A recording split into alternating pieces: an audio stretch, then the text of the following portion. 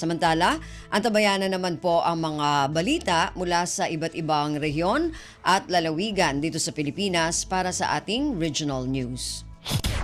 Balita mula sa lalawigan sa bawat rehiyon ng ating bayan. Dito sa Ang Pilipinas Ngayon.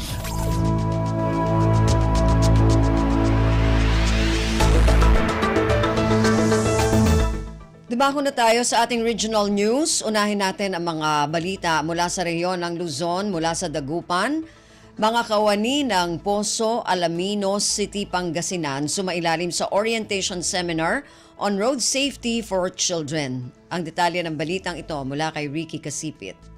Matalunggaring yaagawas, unaan niya ba siya panangipasal o ng road safety for children, Judge Ciudad de Alaminos, Pangasinan, Karuman, ika-25 Abril 2024. Akibyang adsayin panangipasal, iri-empleyado ya Alaminos City Public Order and Safety Office o POSO, ya indaulo ng POSO Chief Maridel Rabac ni Romni. Sayan agawan aktibidad at inpadaulo ya Local Government Unit ya Ciudad de Alaminos, jad tulong ya Land Transportation Office o LTO. Nan-serving resource speaker, adsayin panangipasal si OIC Supervising Land Transportation Officer Catherine Alaynon, tan Traffic Officer Juan Junicio Ladia. Sa ikanatugan na sayan panangipasal at penaaruman, si Pikakabat tan kaantandari empleyado Poso, jad pangitarya mao nga serbisyo sanpiana ni pasasag. So kaimportante anya disiplina yan ni pakar, jad batas karsada parad saray ugugaw ni Romni. Nagaway pangadwan batch sa parehon panangipasal natan niya agaw, ika-26 ya Hunyo 2024 at conference hall ya ni Bitlan Syudad. Manlalapod dyan RP Dagupan City, Pangasinan, aya si Ricky Kasipit para sa Radyo Pilipinas World Service. Balita mula sa lalawigan sa bawat rehiyon ng ating bayan. Dito sa Ang Pilipinas Ngayon.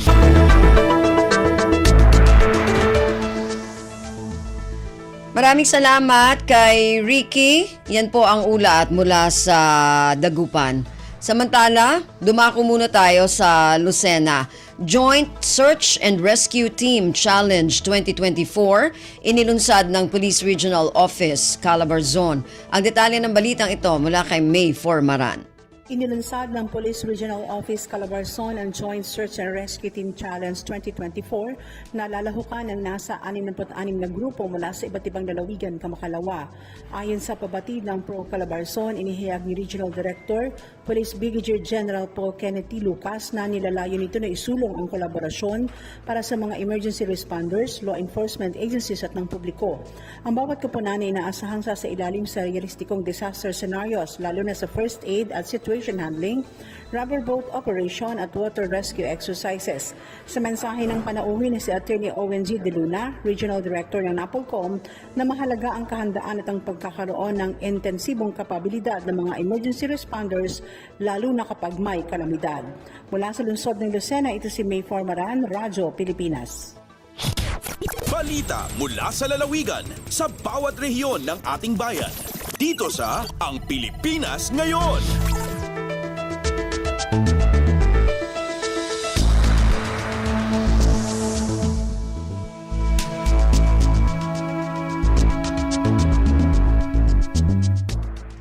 Maraming salamat kay May Formaran mula dyan sa Lucena.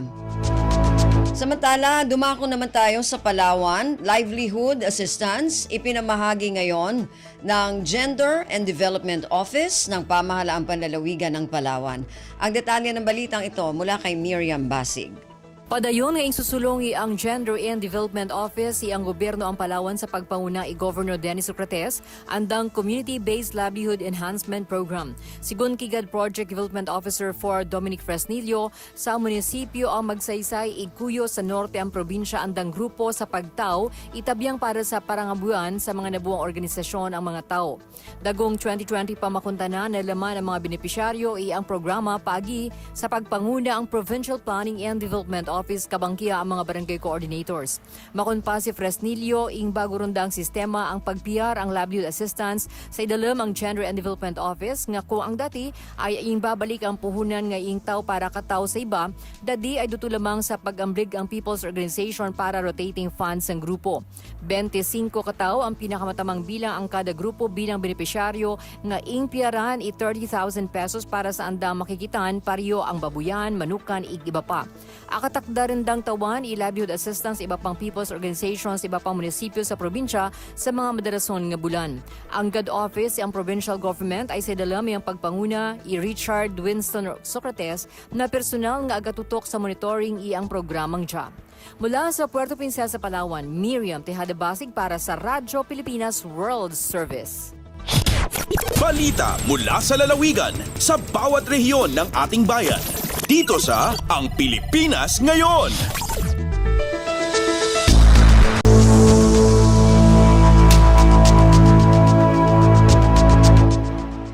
Maraming salamat kay Miriam Basig mula dyan sa Palawan. Samantala, dumako naman tayo sa Bontoc. Show cause order ibinigay ng SSS sa mga delinquent employers sa Bontoc, habang Certificate of Appreciation na ibigay naman sa isang empleyado. Ang detalye o sa isang employer, ang detalye ng balitang ito mula kay Donna Balio.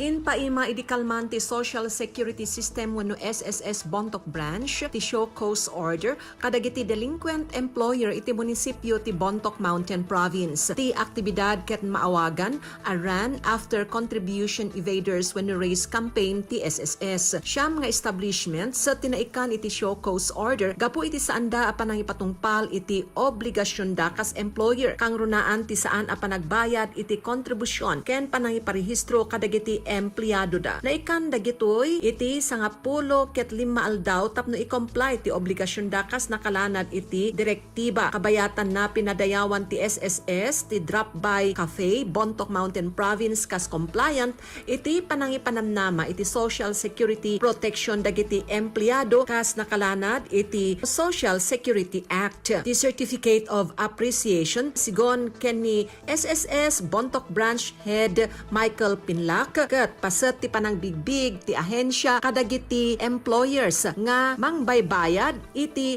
rumbeng a benepisyo dagiti empleyado da. Narpos na Bontoc saon ang Donna Cawisbalio para sa Radyo Pilipinas World Service. Balita mula sa lalawigan sa bawat rehiyon ng ating bayan. Dito sa Ang Pilipinas Ngayon. Maraming salamat, Donna. Yan ang ulat mula sa Bontoc at kabuuan na ulat mula sa rehiyon ng Luzon. Samantala, dumako naman tayo sa rehiyon ng Kabisayaan mula sa Calbayog. Konstruksyon ng karagdagang kalsada sa lungsod ng Calbayog isinagawa ng DPWH Samar 1st District Engineering Office. Ang detalye ng balitang ito mula kay Suzette Pretencio. Gindudumara yana ang konstruksyon san kalsada tikang Barangay Limarayon pakadto Barangay Kilikili sa siyudad San Calbayog sa ilarom san General Appropriations Act o GAA FY 2024 nga may pondo nga 39.2 million pesos. Oras na matapos ang kalsada, ang proyekto inmayada san 1.28 lane kilometers san Portland Cement Concrete Pavement o PCCP nga may kahilapad nga 6.1 meters. Ungay pa ang shouldering nga may kahilapad nga 1 meter sa parehas nga ligid. Parte pa san pagtatrabahoon ang stone masonry nga ibubutang sa mga hitag-as nga dalan ngan 107 single-arm solar LED lights. Sumala san DPWH Summer 1st ang pagdugang san kalsada nga nagkokonekta sa mga hiragyo nga lugar inakakahimo san mas safe nga dalan para sa mga sarakyan labi na adton mga habal-habal ngan mga tawo. Nakakabulig liwat ini nga maibanan ng traffic sa highways kay nagahatag ini san alternatibo nga ruta. Tikang sa Radyo Pilipinas Calbayog, ini si Suzette Pretencio para sa Radyo Pilipinas World Service. Balita mula sa lalawigan sa bawat rehiyon ng ating bayan. Dito sa Ang Pilipinas Ngayon.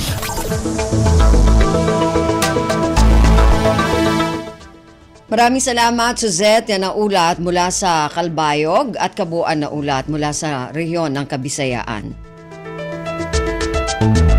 Samantala, dumako naman tayo sa rehiyon ng Mindanao mula sa Tandag. Provincial Multisectoral Forest Protection Committee meeting isinagawa sa Surigao del Sur. Ang detalye ng balitang ito mula kay Raymond Aplaya. Gipahigayon kagahapong adlaw, Hunyo 25, ang Provincial Multi-Sectoral Forest Protection Committee meeting dinhi sa Surigao del Sur. Kini ang panagpulong alang sa second quarter ning tuig 2024. Sa pagiginabi sa Radyo Pilipinas Tandag, gibutyag ni Forester Rodolfo Asperin Jr., ang focal person sa Provincial Multi-Sectoral Forest Protection Committee o PMFPC ning probinsya, nga gipahigayon kini sa conference hall sa buhatan sa Department of Environment and Natural Resources o DNR Penro. Sumala pa nga gisgutan sa maong panagpulong ang kabahin sa forest protection activities, monitoring and surveillance, update sa enhanced National Greening Program o mga accomplishments sulod sa second quarter ning tuiga. Gipangunahan ang mga aktibidad ni Provincial Administrator Esmeraldo Raimundo nga mo'y chairperson sa maong komitiba. Una ni ini, nasayran nga giobserbar usab kagahapong adlaw ang Arbor Day. Gikan sa Radyo Pilipinas Tandag, kini sa Raymond Aplaya alang sa Radyo Pilipinas World Service. Balita mula sa lalawigan sa bawat rehiyon ng ating bayan. Dito sa Ang Pilipinas Ngayon.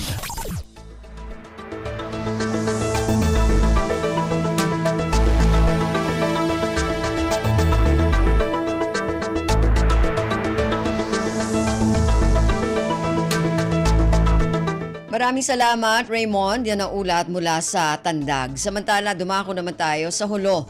Mga social pensioners sa ilang bayan sa Hulo, hindi pa nakakatanggap ng ayuda mula sa pamahalaan, ipinanawagan na magtungo sa tanggapan ng MSSD Hulo. Ang detalye ng balitang ito mula kay Fatma Gino. Pianawag tawakan sin Ministry of Social Services and Development at o MSSD Hulo ang mga social pensioner dahil nga barangay alat iman Asturias sa minwala pa nagpakakawa sinudyaran nila impapakatuon pa na sa Butupis kawakan hadan padyambatan Hamarina Street Barangay Walled City Hulo magkawa sinudyaran nila dahil nga parinta. Lauhin Azras Abdani, Municipal Social Welfare Officer sin MSSD Hulo, halom sin hanggatus kaulang tagpito beneficiary ding barangay alat, hanggatus kapatan pa inwala nagpakakawa. Samantara, hanggatus kasi mantagto isab ina Asturias, halom sin tunggatus siyam katibukan beneficiary. Bang doonon, unom ngay pupila kinudyara matayma si mga social pensioner, halom sin unom bulan. Dahil ha January, sampay pa June sin tahon yan, mapuas yungan sin parinta intatawangan kanila, amin ding hawakas 500 pilak dahang kabulan, hinang inihang ipopilag. Inmaksud sin program ini hasupay katawangan mga miskin senior citizen hakatilingkal sinula Pilipinas. Dahil ha RP Hulo ini Fatma Adiligino para ha Radyo Pilipinas World Service. Balita mula sa lalawigan sa bawat rehiyon ng ating bayan. Dito sa Ang Pilipinas Ngayon.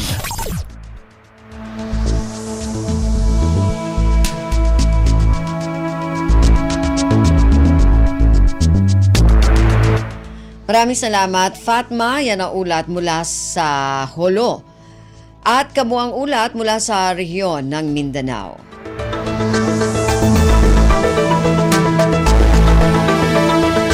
Narinig po ninyo ating regional news para sa araw na ito, kalipunan ng mga balita mula sa iba't ibang rehiyon at lalawigan dito sa Pilipinas.